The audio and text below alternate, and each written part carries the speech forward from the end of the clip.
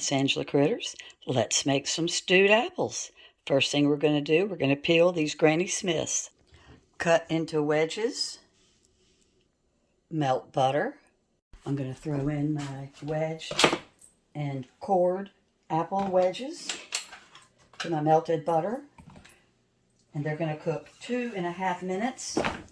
Whoops.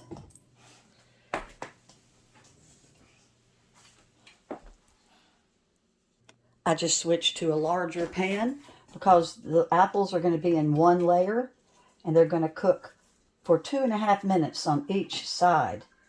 I used to make real hard stewed apples where I had to measure cinnamon and nutmeg and brown sugar and water and butter.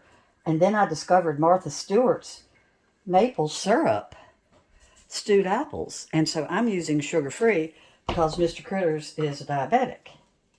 And these taste like the stewed apples that I used to stew all day. And there's nothing in them, but we're going to use the butter. And then at the end, we're going to add the maple syrup with a little bit of salt. And that's it. I probably should have used my big electric skillet. So these are going to simmer in the butter for a little bit. I've got my timer set on 2.5 minutes.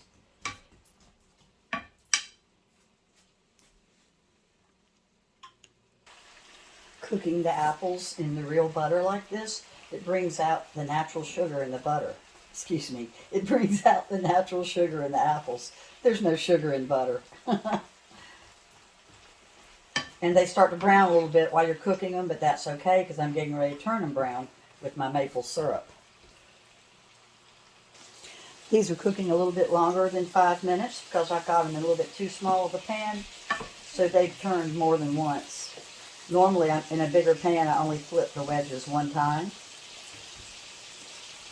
Kitchen smells like a holiday.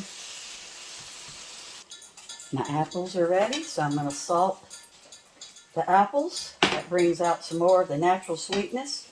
Let the salt get stirred up. And we're going to throw in our sugar-free maple syrup. You can use agave, any kind of syrup that you like.